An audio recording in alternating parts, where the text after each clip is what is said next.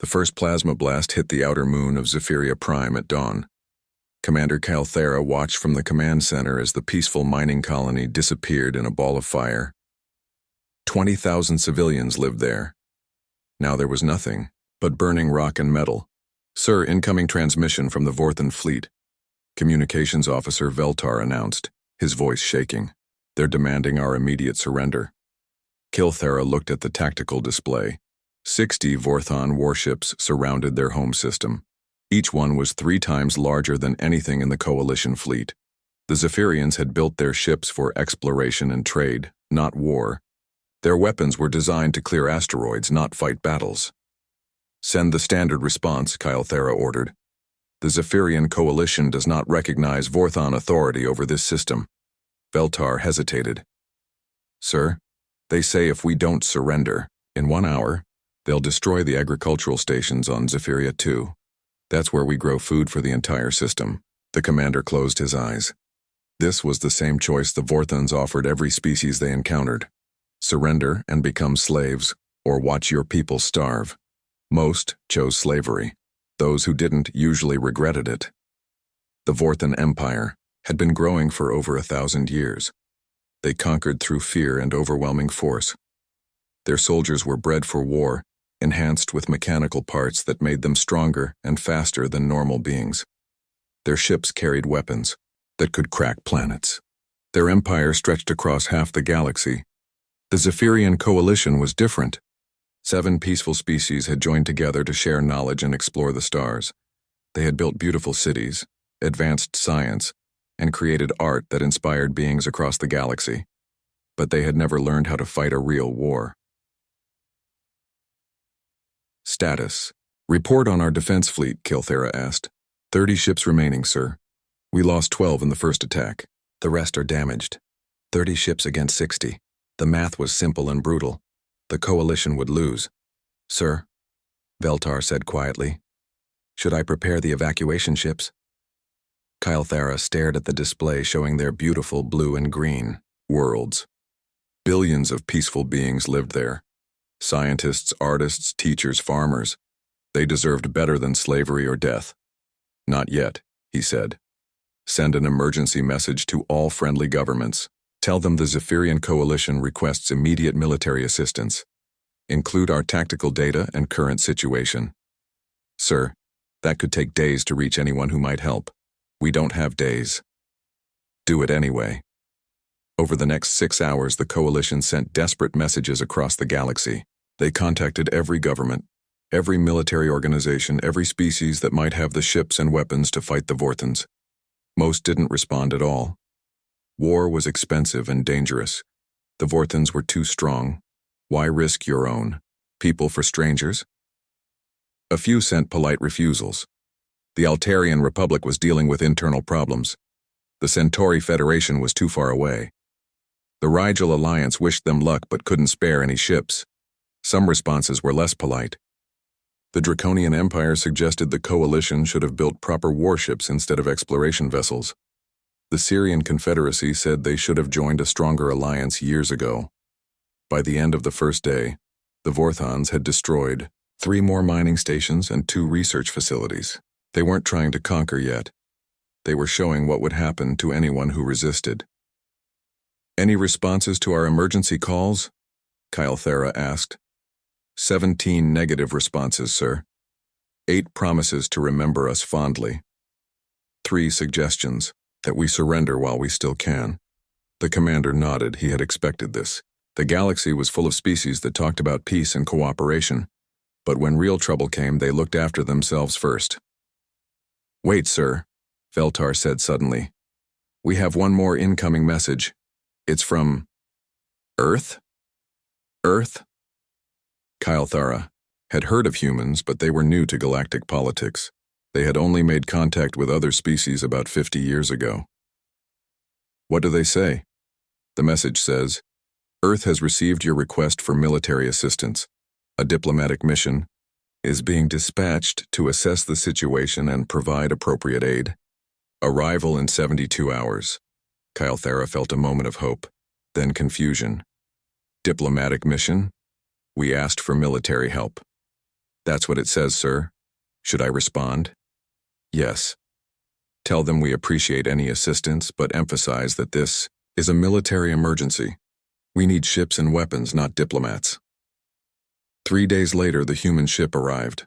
It was called the Harmony, and it was nothing like what the Coalition expected. It wasn't a warship. It looked more like a luxury passenger transport with smooth curves and large windows. No visible weapons, no armor plating, no fighter escorts.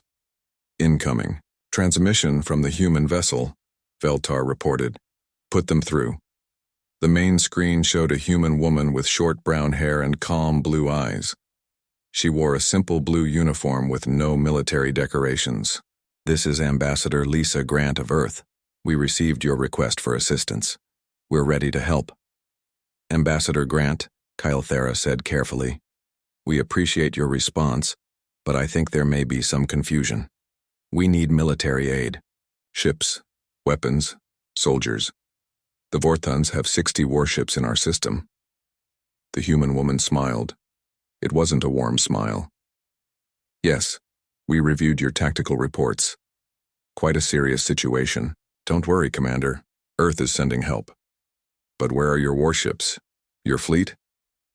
Oh, we don't need a fleet for this. The ambassador's smile got colder. May we come aboard to discuss the situation in detail? Kythera exchanged glances with his officers. None of them understood what was happening, but the humans were the only ones who had answered their call for help. Of course. Docking Bay 3. An hour later, Lisa Grant walked into the Coalition Command Center. She was followed by 2 other humans. One was a tall man in military uniform who introduced himself as Colonel Jake Murphy. The other was a smaller woman in civilian clothes named Dr. Amy Parker. 12 crew members total, Ambassador Grant explained. All we need for this operation. Operation? Kythera asked. Ambassador, I don't think you understand the scope of our problem. The Vorthon Empire has conquered dozens of star systems. They have thousands of ships, millions of soldiers. We need an army to fight them. Actually, Colonel Murphy said, we understand the problem perfectly. We've studied the Vorthon Empire extensively. Very interesting military structure. Highly centralized command system. Heavy reliance on fear tactics and overwhelming force. Then you know we can't win with conventional tactics, Kythera said desperately. Our ships are outgunned 20-1. Conventional tactics, yes, Dr. Parker agreed. Good thing we don't use conventional tactics. The humans asked for detailed information about the Vorthon Empire. They wanted to know everything about their government, their military structure, their supply lines, their communication systems. They asked about Vorthon biology, psychology, culture, and history. The Coalition provided everything they had. Star charts, intelligence reports, captured communications, biological samples from previous encounters. The humans absorbed it all, with an intensity that made the aliens uncomfortable. Dr. Parker seemed particularly interested in Vorthon physiology. She asked detailed questions about their cybernetic implants, their enhanced strength, their reaction times. She took notes on everything. Colonel Murphy studied their military tactics with the focus of a predator examining prey. He asked about their command structure, their standard operating procedures, their methods of controlling conquered populations. Ambassador Grant wanted to know about their politics. Who held power? How did they make decisions? What kept their empire together? What were the tensions between different groups? Fascinating, she said after reviewing the reports. A 1,000-year-old empire built entirely on conquest and fear. No trade relationships with equals. No diplomatic ties based on mutual benefit. Just domination and submission. Which is why we need military help, Kythera said. You can't negotiate with them. You can't reason with them, they only understand force. Oh, we have no intention of negotiating, Lisa Grant said. We're going to destroy them. With 12 people? With 12 people. The Coalition officers looked at each other. The humans were clearly insane, but they were the only help available. What do you need from us? Kythera asked. Information, Colonel Murphy said. We need to understand exactly how their system works. Every detail, every weakness, every pressure point. We also need access to your communication networks, Ambassador, Grant added. We'll need to make some contacts throughout the galaxy. Contacts for what? Recruitment. Over the next week, the humans did things that puzzled the Coalition. They made contact with mercenary groups, criminal organizations, and rebel movements throughout Vorthon space. They studied trade routes, supply chains, and communication networks. Dr. Parker spent hours analyzing Vorthon biological data, developing what she called targeted solutions for their cybernetic systems. Colonel Murphy created detailed maps of every Vorthon military installation, supply depot, and command center. Ambassador, Grant held long conversations with representatives from various species, discussing what appeared to be routine trade agreements and cultural exchanges. But something about these talks made the Coalition officers nervous. Meanwhile, the Vorthons continued their systematic destruction of Coalition installations. They destroyed the research station on Zephyria 4. They wiped out the communications relay on the fifth moon. They were slowly strangling the system, cutting off escape routes and supply lines. When do your reinforcements arrive? Kilthera asked desperately. Lisa Grant looked up from her reports with genuine surprise. Reinforcements? Commander, I told you. Earth sent help. We're here. We're ready to begin operations. Begin what operations? You have 12 people and no weapons. We have everything we need. She stood up and walked to the tactical display showing the Vorthon fleet. Tomorrow we start dismantling their empire. How? The ambassador turned back to him with that cold smile. By teaching them that there are worse things than losing a war. What could be worse than losing? Winning for 1,000 years and then discovering that everything you built was built on lies. That night, Kilthera couldn't sleep. The humans were either brilliant or completely insane.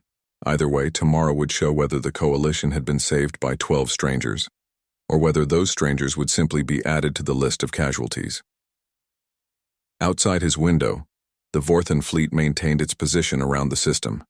60 massive warships, each one capable of destroying entire cities.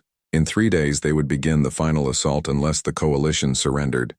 3 days to find out what 12 humans could do against an empire. 3 days to learn whether help had truly arrived, or whether the Coalition had just witnessed the arrival of something much more dangerous than the Vorthons could ever imagine. The next morning, Dr. Amy Parker made a request that confused everyone in the Coalition Medical Center.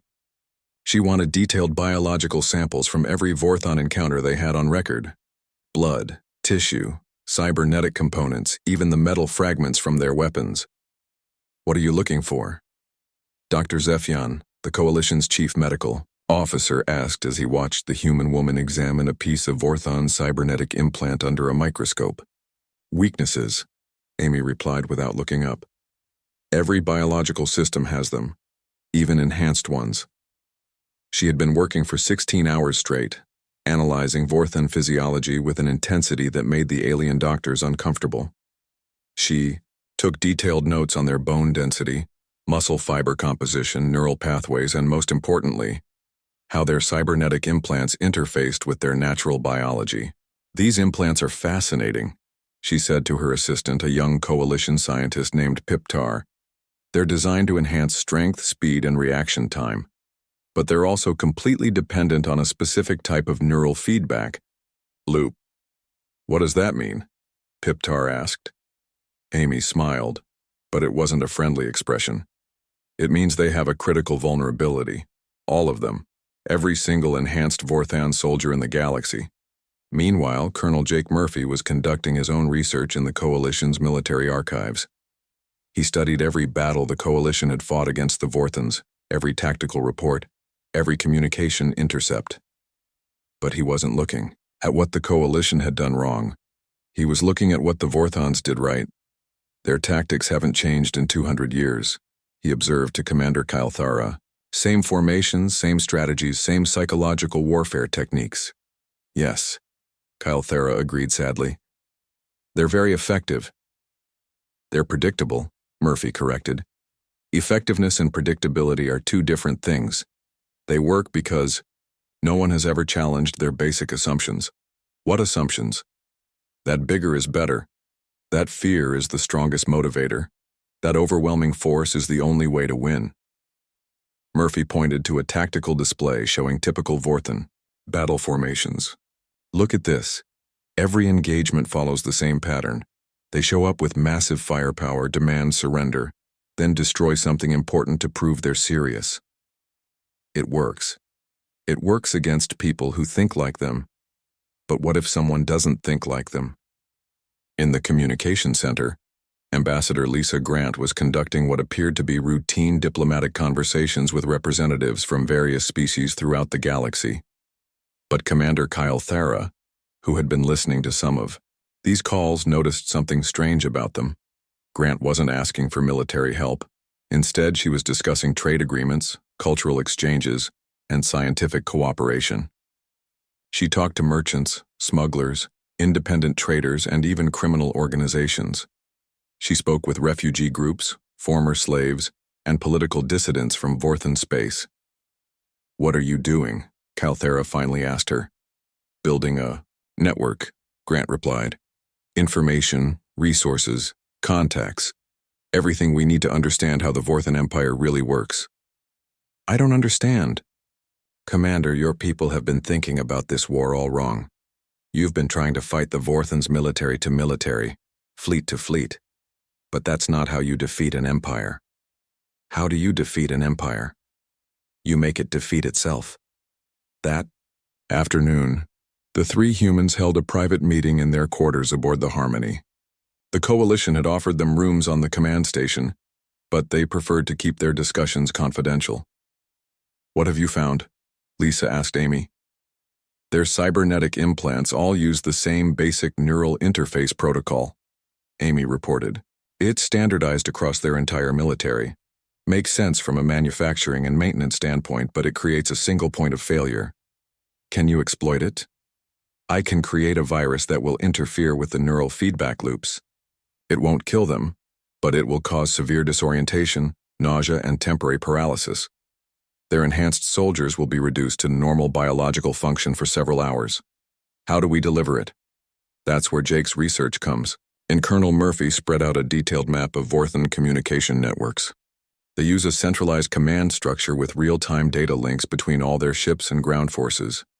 Every cybernetic implant receives regular software updates through these links. So we can piggyback our virus on their own update system, Lisa concluded. "Elegant. But that's just the beginning," Jake continued. "I've been analyzing their supply chains, command structures, and political organization. This empire looks strong from the outside, but it's actually very fragile." He pointed to different areas on the map. They control over 300 star systems, but they depend entirely on a handful of key industrial worlds for manufacturing. They have millions of soldiers, but they're all controlled by less than 1,000 high-ranking officers. They rule through fear, but that only works as long as people believe resistance is hopeless. "What are you suggesting?" Amy asked. "We don't need to destroy their military," Jake said. "We need to destroy their credibility, show their subjects that the Empire can be hurt, that their leaders aren't invincible, that resistance is possible." Lisa nodded slowly. "Simultaneous strikes on multiple fronts. Disrupt their communications, cripple their enhanced soldiers, target their supply lines, and spread information to their oppressed populations." Information about what? The truth. How many resources the Empire wastes on conquest instead of improving life for their people. How many casualties they hide from their own citizens. How much their leaders live in luxury, while ordinary Vorthans struggle. "You want to start a revolution?" Amy said. "We want to start dozens of revolutions, all at the same time."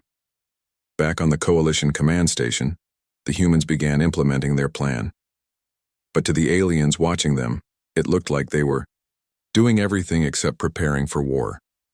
Dr. Parker spent her time creating what she called biological solutions, but refused to explain what they actually did. She worked with materials that the Coalition medical staff didn't recognize, combining organic compounds with sophisticated nanotechnology. Colonel Murphy established contact with what appeared to be legitimate shipping companies throughout Vorthan space. He negotiated cargo contracts, shipping schedules, and delivery routes. But somehow these commercial arrangements also involved detailed discussions of security procedures, guard rotations, and facility layouts. Ambassador Grant continued her diplomatic conversations, but now she was also coordinating with journalists, historians, and information specialists from dozens of different species. She commissioned what appeared to be academic research projects about Vorthan history, culture, and economics. "What are they doing?" Veltar asked his commander privately. "I have no idea," Kythera admitted. "But whatever it is, they're very good at it." On the third day, the Vorthans made their expected move. Emperor Vashatar himself appeared on the communication screen, flanked by his personal guard of enhanced super soldiers. "Coalition weaklings," he growled. "Your time is up. Surrender now or watch your worlds burn." Kythera looked at Ambassador Grant, who nodded slightly. "We reject your demands," Kythera replied. "The Zephyrian coalition will never submit to your empire." Vashatar's face twisted with rage. "Then you will die. All of you. We will make your destruction so complete that no species will ever dare to defy us again." The transmission ended. "Well," Lisa Grant said calmly, "that was dramatic. Jake, are your people in position?" "All cargo shipments are scheduled for delivery within the next 6 hours," Murphy reported. "Amy, how's your biological package? Ready for transmission. It should propagate through their entire communication network within 12 hours of initial deployment." "And the information campaign?" "Ready to launch simultaneously across 47 different media networks throughout Vorthan space." Kythera stared at them. "You're really going to do this, 12 people against an entire empire?" "Not 12 people," Lisa corrected. 12 people plus everyone who's been waiting for someone to show them that the Vorthans can be beaten. How many is that? We're about to find out. The first strike came at 1432 ship time. Throughout Vorthan space, cargo shipments arrived at military installations, supply depots, and communication hubs. The cargo manifest listed routine supplies, food, medical equipment, replacement parts. What actually arrived were carefully designed packages that Dr. Parker had created. The packages looked normal, but when opened, they released airborne compounds that were harmless to most species but caused severe allergic reactions in Vorthans. Within minutes, Vorthan personnel at dozens of facilities were experiencing breathing difficulties, skin rashes, and temporary blindness. While medical teams scrambled to treat the unexpected outbreak, the second phase began. Colonel Murphy's shipping contracts had placed human agents inside key Vorthan facilities. These agents, disguised as maintenance workers and cargo handlers, began systematically sabotaging equipment. They didn't destroy anything, obviously. Instead, they made subtle changes to computer systems, introduced software glitches into communication, networks, and planted devices that would cause equipment failures at predetermined times. The third phase activated when Dr. Parker's virus entered the Vorthan military communication system. Every enhanced soldier in the Empire received what appeared to be a routine software update for their cybernetic implants. Instead, they got a carefully crafted piece of code that interfered with their neural interfaces. Across hundreds of worlds, enhanced Vorthan soldiers suddenly found themselves dizzy, nauseous, and unable to use their artificial enhancements properly. Their superhuman strength failed them. Their enhanced reflexes became sluggish. Their cybernetic sensors provided confused and contradictory information. But the most devastating attack was the fourth phase. Ambassador Grant's information campaign went live simultaneously across every major news network, communication system, and data hub in Vorthan space. For the first time in their history, ordinary Vorthans saw detailed reports about their empire's true costs. They learned how much of their economy was devoted to military conquest instead of improving their lives. They saw casualty reports that their government had hidden.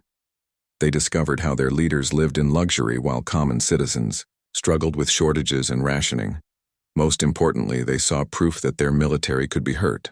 Video footage showed Vorthan soldiers collapsing, Vorthan facilities shutting down, Vorthon officers in confusion and panic. The invincible empire suddenly looked very vincible. Emperor Vashatar stormed into his command center to find his communications. Officers struggling with cascading system failures. "What is happening?" he roared. "Sir, we're experiencing coordinated attacks across the empire," his chief of staff reported. "Military installations are reporting equipment failures. Our enhanced soldiers are experiencing medical emergencies, and someone is broadcasting propaganda throughout our communication networks." The coalition did this? With their exploration? Ships? No, sir. The attacks are too sophisticated, too coordinated. This is something else. Vashatar stared at the tactical displays showing problems erupting throughout his empire. For 1,000 years, the Vorthons had been the ones causing fear and confusion in their enemies. Now someone was doing it to them. "Find out who is responsible," he ordered, "and kill them all." But as his subordinates struggled to regain control of their own systems, Vashatar began to realize that this enemy was unlike any they had faced before. These attacks weren't designed to destroy the empire through brute force. They were designed to make it destroy itself. And it was working. Within hours of the human attack, the Vorthon Empire began to experience something it had never faced before: chaos from within. On the industrial world of Corvin Prime, factory workers stopped production lines when they learned how much of their output went to building weapons instead of improving their living conditions. The information broadcasts had shown them that while they worked 16-hour shifts in dangerous conditions, their planet's resources were being shipped off-world to fund military campaigns. "Why should we build guns for the Emperor when our children don't have enough food?" demanded Gorth, a factory supervisor who had worked the same job for 30 years. His words spread through the facility like fire. By the end of the day, 12 major manufacturing plants had shut down. Not because of sabotage, but because the workers simply refused to continue. Similar scenes played out across dozens of worlds. The humans hadn't just attacked military targets, they had shown ordinary Vorthons the truth about their own lives. Or Vorthon military ships throughout the galaxy. Enhanced soldiers struggled with malfunctioning cybernetic implants. Admiral Krexter of the 3rd Battle Fleet watched in horror as his elite troops stumbled around like drunks, their enhanced strength and speed reduced to normal biological levels. "Medical report," he demanded. "Sir, it appears to be some kind of virus affecting the neural interfaces," the ship's doctor replied. "All cybernetic systems are experiencing similar failures. We can't identify the cause or develop a cure." "How long until they recover?" "Unknown, sir. This is unlike anything we've seen before." The Admiral looked at his tactical display. His fleet was supposed to be conquering the Altair system, but with his soldiers unable to function properly, any ground assault would be suicide. His enhanced troops were his main advantage over local defense forces. Without them, he was just another military commander with ordinary soldiers. Meanwhile, the supply problems were getting worse. Colonel Murphy's sabotage had been subtle but devastating. Communication delays meant orders took hours to reach their destinations instead of minutes. Equipment failures cascaded through interconnected systems. Transport ships arrived at the wrong locations or couldn't find their cargo at all. General Vexmore, commander of the occupation forces on Rigel 7, discovered the scope of the problem when he tried to order more ammunition for his troops. "Sir, the supply depot reports they never received your request," his aide informed him. "I sent it yesterday through standard channels." "Yes, sir, but the communication relay station is experiencing technical difficulties. They're running 12 hours behind on all message traffic. Then send it through the backup channels." "The backup system is also down, sir. Equipment failure." "What about emergency protocols?" "Those require authorization codes from Sector Command, but Sector Command's communication system is also experiencing problems." General Vexmore stared at his aide. In 40 years of military service, he had never encountered this many simultaneous system failures. It was as if someone had designed each problem specifically to cause maximum disruption, which, of course, was exactly what had happened. The information campaign was having an even bigger impact than the sabotage. For generations, the Vorthon Empire had controlled what their citizens knew about the outside galaxy.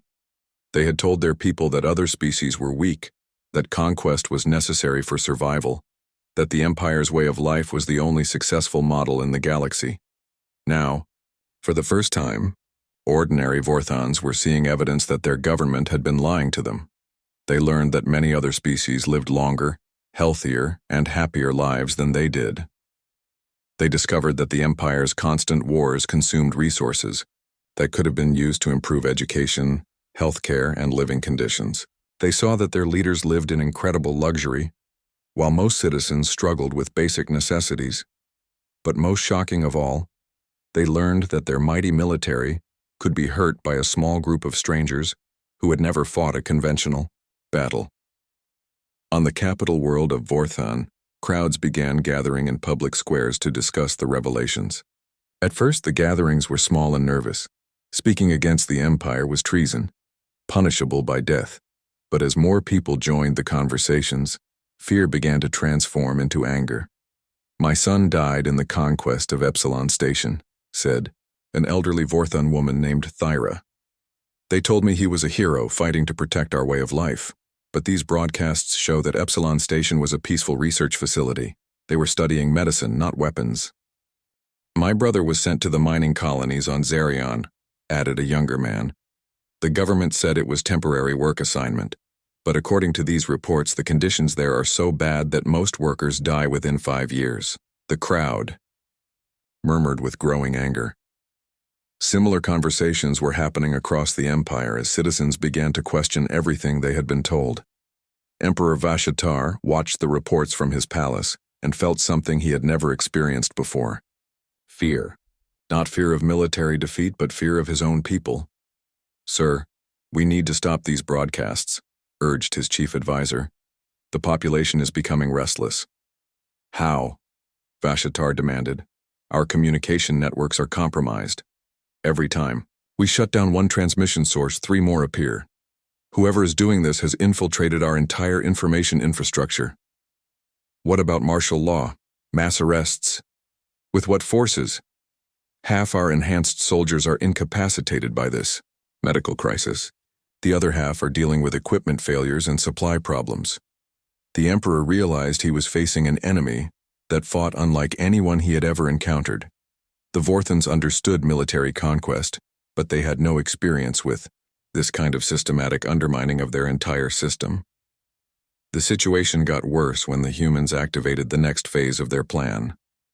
Ambassador Grant's network of contacts throughout the galaxy began providing active support to resistance movements within Vorthon space.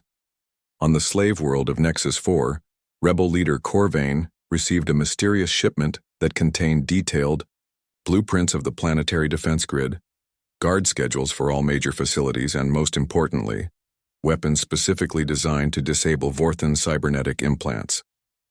"Where did this come from?" he asked his lieutenant. "The delivery manifest says it's from the Terran Commercial Shipping Company, but I've never heard of them." Corvain studied the weapons. They were elegant, efficient, and obviously designed by someone who understood Vorthon technology better than the Vorthons themselves. Each weapon was programmed to target the specific neural frequencies used by cybernetic implants. "It doesn't matter who sent them," he decided. "What matters is that someone is finally giving us the tools to fight back."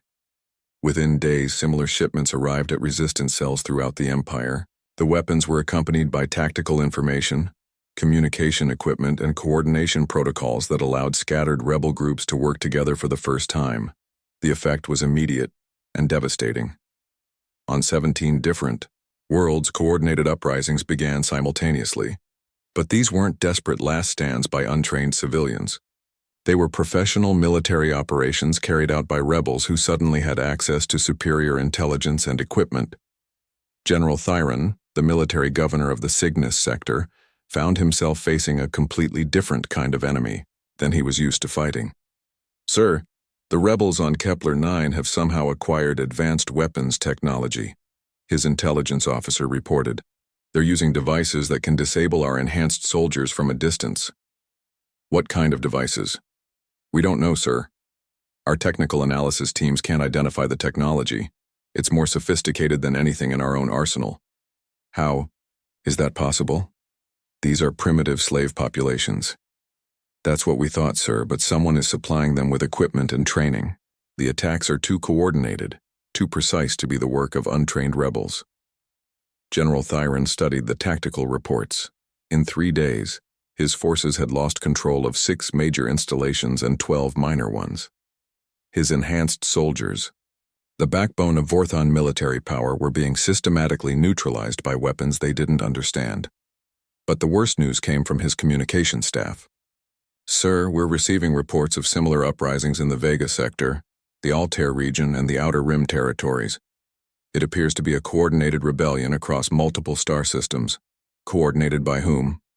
Unknown, sir, but whoever is organizing this has access to our communication codes, our tactical databases, and detailed information about our military capabilities.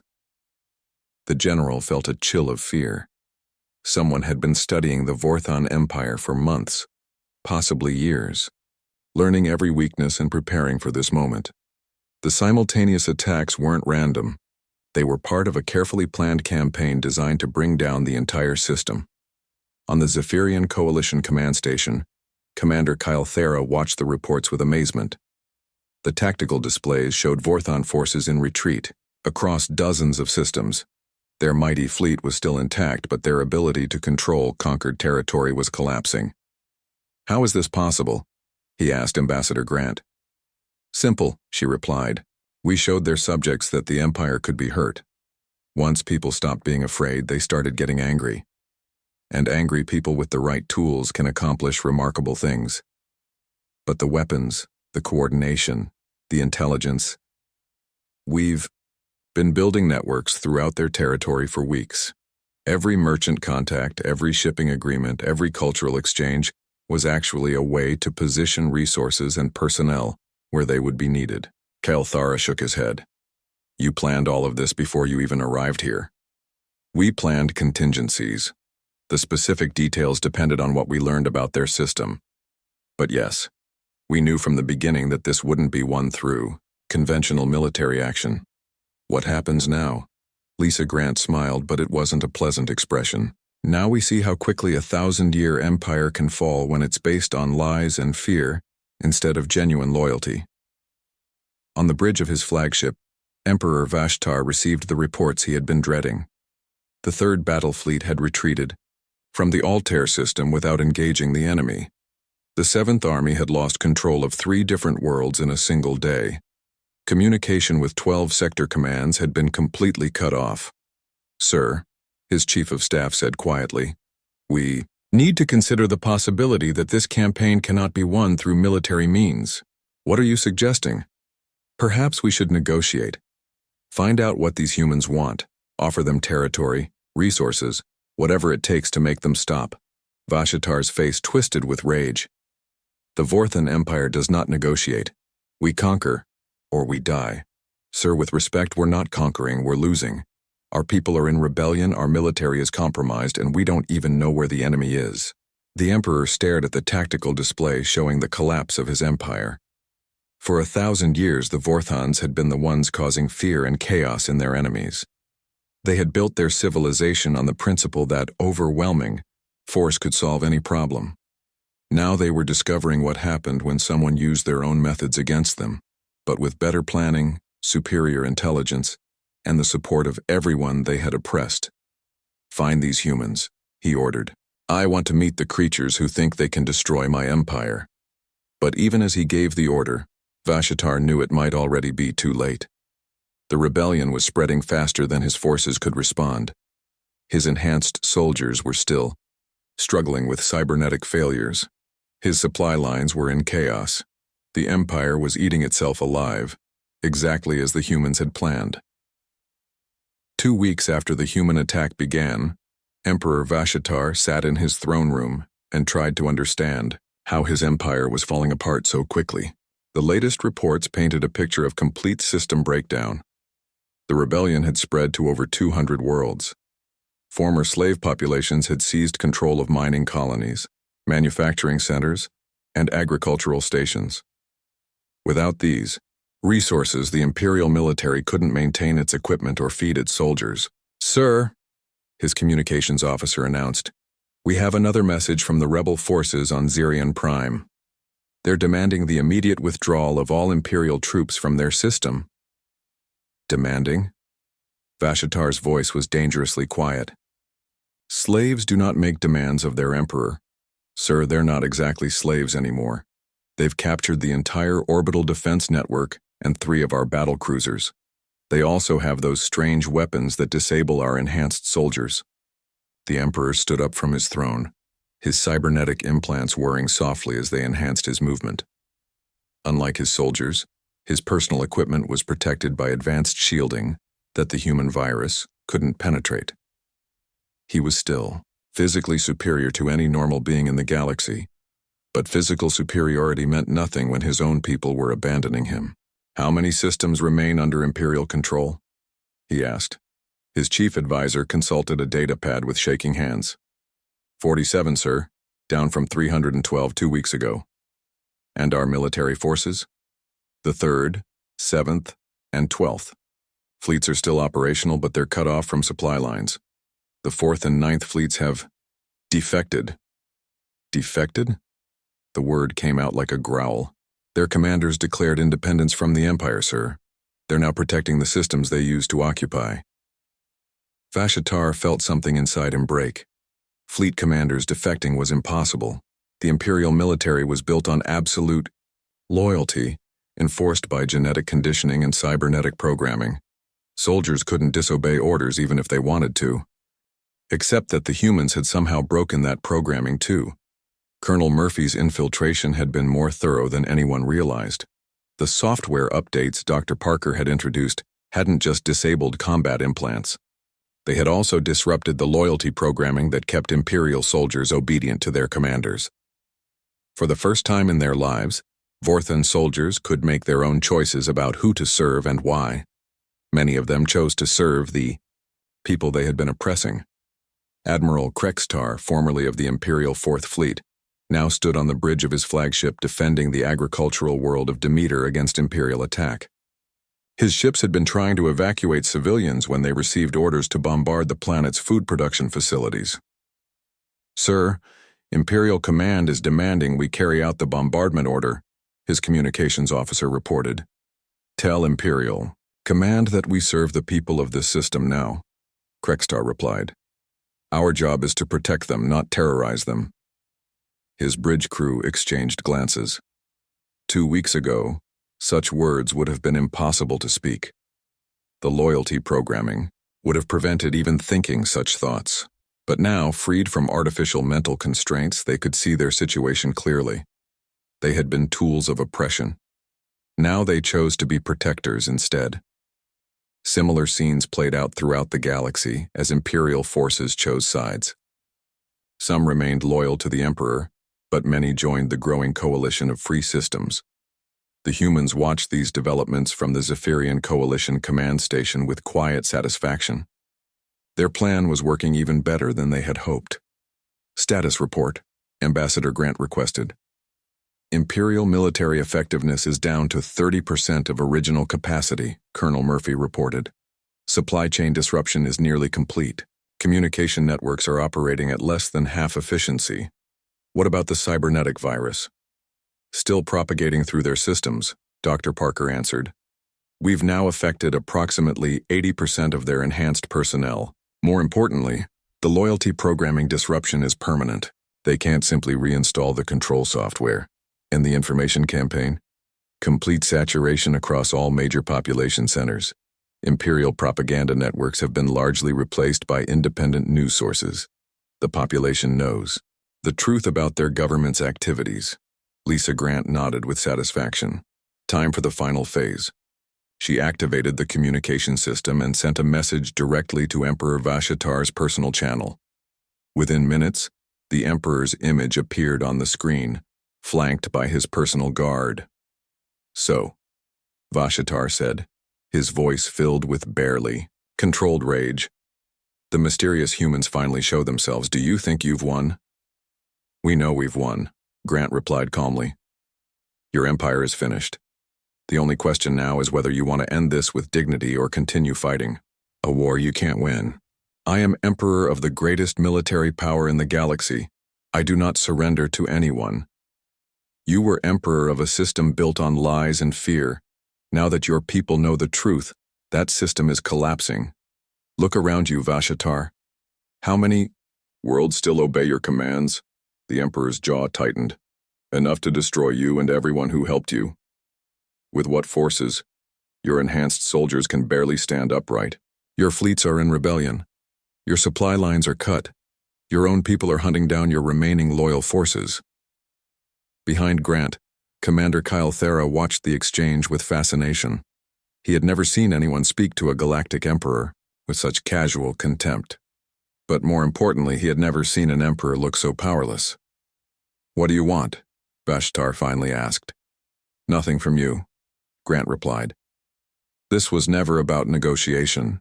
This was about liberation. Your subjects are free now. They're making their own choices about how they want to live. They belong to the Empire. They are my property. They belong to themselves, and they've decided they don't want to be part of your empire anymore.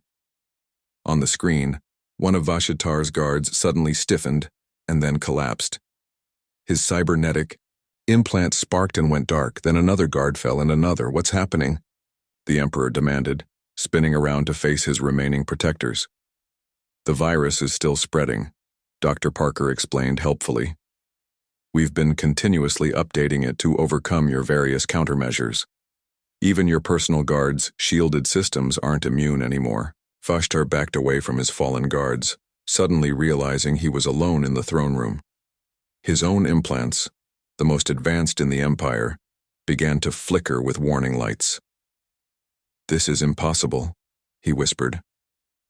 "I am Emperor. I am enhanced beyond any normal being. I am immortal." "You're a bully who built his power on making other people afraid," Grant corrected. "And bullies always fall when their victims stop being scared." The throne room doors opened, and a group of figures entered. Vashatar expected to see his loyal guards or Imperial officers coming to rescue him. Instead, he saw ordinary Vorthans, workers, clerks, technicians, people he had never paid attention to because they weren't important enough to matter.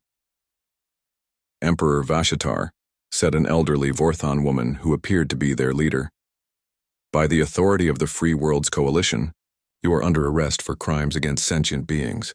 "You have no authority over me," he snarled, his hand moving toward his personal weapon. But his cybernetic enhancements chose that moment to fail completely. The virus had finally penetrated even his most protected systems. Without his artificial strength and speed, he was just an aging Vorthan facing a group of determined citizens.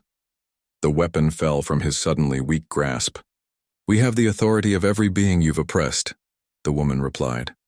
"Every world you've conquered, every family you've destroyed, every life you've ruined." She looked directly at the communication screen where the humans were watching. "Thank you for showing us that the Empire could fall. We'll handle the rest ourselves." The transmission ended.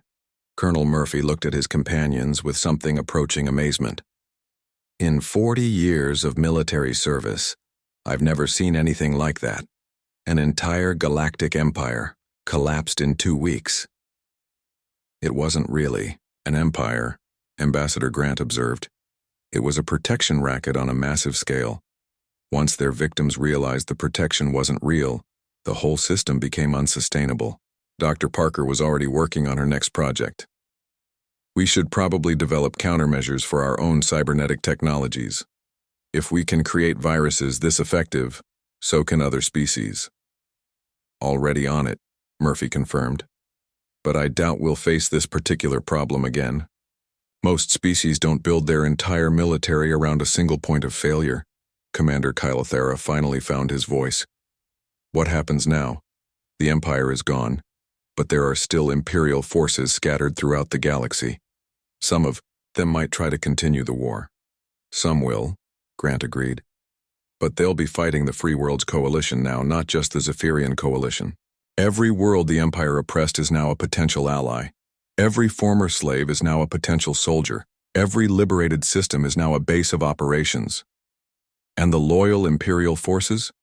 we'll discover that fighting a guerrilla war against an entire galaxy is very different from conquering defenseless civilian populations. Over the following days, the scope of the Empire's collapse became clear. On world after world, Imperial garrisons found themselves surrounded by hostile populations, with access to advanced weapons and tactical support. Most surrendered without firing a shot. The few Imperial commanders who tried to continue fighting discovered that their traditional tactics were useless against enemies who understood their methods and had superior technology. Battles that should have been easy victories turned into devastating defeats. General Thyron, still trying to maintain control of the Cygnus sector, made his last report to what remained of Imperial command. "Sir, we've lost contact with all planetary governors in this sector. Local populations have seized control of orbital defenses and are preventing our ships from landing or taking off. Our enhanced soldiers are still experiencing equipment failures. We have no reliable supply lines and no communication with higher command." "What do you recommend?" his aide asked. Thyron looked at the tactical display showing red warning indicators across dozens of systems. After 40 years of successful conquest, he was facing his first real defeat. "Contact the local resistance leaders," he said finally. "Arrange terms for surrender." "Sir, it's over. The Empire is dead. We can surrender with honor or we can die for nothing. I prefer surrender."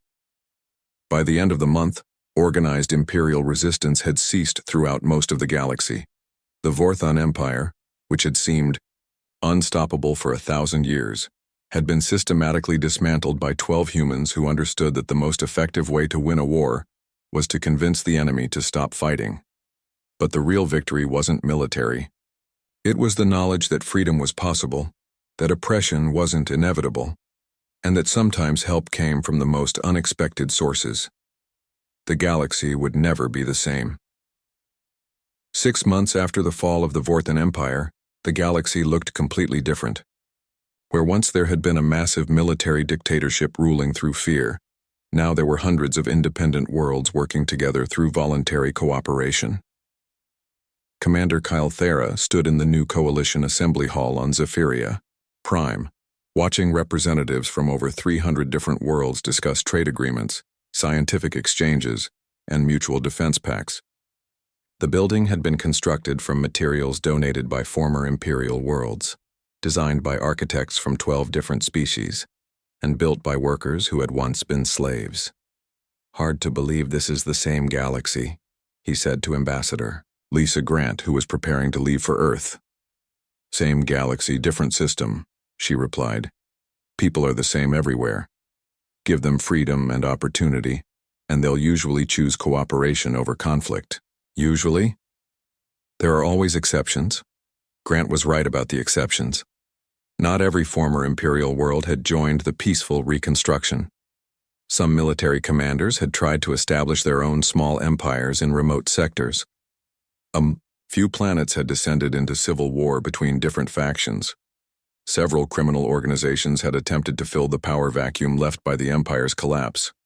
But these problems were being handled by the new Free Worlds Alliance, not by outside intervention. The liberated peoples had learned to solve their own problems instead of depending on others to fight their battles. "What about the remaining Imperial loyalists?" Kylthera asked.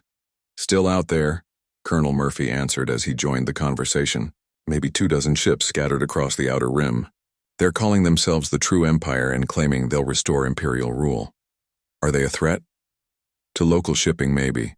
To galactic stability, no. They're raiders now, not conquerors. Every world they approach knows exactly how to deal with their tactics." The colonel was right. The former Imperial forces had discovered that their traditional methods of conquest no longer worked. Populations that had once surrendered in terror now fought back with advanced weapons and coordinated tactics. Worlds that had once been easy targets now had mutual defense agreements with dozens of neighbors. The True Empire's first attempt at conquest had been a disaster. They had attacked the agricultural world of Ceres, expecting the farmers to surrender immediately when faced with superior firepower. Instead, they found themselves fighting experienced rebels equipped with weapons that could disable their cybernetic enhancements and tactics that turned their own methods against them. The attack lasted 3 hours. The true Empire retreated with heavy casualties and no gains. They're learning the same lesson their Emperor learned, Dr. Amy Parker observed as she packed her research materials. Fear only works when people believe resistance is hopeless. Once they know they can fight back effectively, fear becomes anger. And angry people are dangerous, Lisa Grant added, especially when they have good reason to be angry. The humans had completed their mission, but they weren't leaving empty-handed. The past 6 months had provided them with invaluable data about galactic politics, military systems, and social structures. They had also established trade relationships, scientific exchanges, and diplomatic ties that would benefit Earth for generations. More importantly, they had established Earth's reputation as a species that could solve impossible problems. "Sir," Communications Officer Veltar announced, "we're receiving a priority message from the Andromeda Galaxy Research Station." Andromeda? Kyle Thara looked puzzled. "That's completely outside local space. What could they want with us?" "The message is addressed to the humans, sir. Something about a species called the Krillian hegemony." Ambassador Grant and her team exchanged glances. Another crisis, another desperate plea for help, another impossible situation that conventional military forces couldn't handle. "What does the message say?" Grant asked. Veltar read from his display. "The Krillian hegemony is a collective consciousness that consumes entire star systems by converting all matter into computation substrate for their hive mind. They have already absorbed 17 solar systems and are expanding at an exponential rate. Traditional military resistance is impossible because they can instantly coordinate billions of individual units and adapt to any tactical approach within minutes. Please send help immediately." "A hive mind that eats stars," Murphy mused. "That's a new one. How do you fight something like that?" Kyle Thara asked. "Same way you fight anything else," Grant replied with a slight smile. "You find its weakness and exploit it." "What if it doesn't have weaknesses?" "Everything has weaknesses. The trick is understanding what they are." Dr. Parker was already pulling up her portable research station. A collective consciousness would have interesting properties. Perfect coordination, but also potential single points of failure. No individual initiative, but also no unpredictable behavior. Complete information sharing, but also complete vulnerability to information warfare. "You're already planning something, aren't you?" Kyle Thara realized. "We're always planning something," Grant admitted. "That's what we do." Captain Roy Bennett entered the assembly hall with a data pad in his hand. "I've been reviewing the technical specifications for the Harmony. We can make the trip to Andromeda, but it'll take about 4 months each way." "Are you seriously considering this?" Kyle Thara asked. "You just spent 6 months dismantling one galactic threat. Now you want to travel to another galaxy to face something even worse?" "Someone requested help," Grant said simply. "When help is requested, Earth responds." "But why? What do you get out of it?" The question hung in the air for a moment. The humans looked at each other, and Kelthera realized they had never actually explained their motivation for helping the coalition. "We get to solve interesting problems," Dr. Parker said finally. "We get to explore new places and meet new species," Captain Bennett added. "We get to test our methods against different types of challenges," Colonel Murphy contributed. "And we get to make sure that bullies don't win," Ambassador Grant concluded, "whether they're galactic emperors or star-eating hive minds." Kyle Thara stared at them. "That's it? You travel across the galaxy fighting impossible wars because you find it interesting?" "Also because someone needs to do it," Grant said. "The galaxy is full of species with advanced technology, sophisticated cultures, and impressive military forces. But most of them think in conventional terms. When they face unconventional problems, they need unconventional solutions. And humans provide unconventional solutions? Humans provide human solutions, which, from everyone else's perspective, tend to be unconventional." The next day, the Harmony prepared to depart for Andromeda. The ship had been resupplied and upgraded, with new equipment donated by grateful worlds throughout the former empire. Dr. Parker had new research tools for analyzing exotic life forms. Colonel Murphy had advanced tactical systems for coordinating complex operations. Captain Bennett had improved navigation equipment for long-distance travel, but the most important additions were the volunteers. Representatives from 17 different species had asked to join the mission. Former Imperial soldiers who wanted to use their skills for protection instead of conquest. Scientists who wanted to study the universe's most unusual phenomena. Diplomats who wanted to establish contact with new civilizations. "We can't take everyone," Grant explained to the assembled volunteers, "but we can take a few representatives who might provide useful perspectives on the problem." She selected a mixed crew of 12 additional members, bringing the total mission complement to 24. Still a tiny force by conventional military standards, but potentially devastating if applied correctly. As the Harmony prepared to leave the system, Calthera met with the humans one final time. "I still don't completely understand what you did here," he admitted. "How 12 people defeated an empire that had conquered half the galaxy." "We didn't defeat the empire," Grant corrected. "We showed the empire's victims how to defeat themselves. There's a difference." "What's the difference?" "Our victory is temporary. It lasts as long as people remember what we taught them. Their victory is permanent. It's based on their own choices and their own strength. And if you don't come back from Andromeda, then the galaxy will handle its own problems the way it should. That's the point of what we do. We don't create dependencies. We create capabilities." The Harmony departed that evening, carrying its small crew toward a galaxy where an impossible enemy was consuming entire star systems. Most species would have considered the mission suicide. The humans considered it an interesting challenge.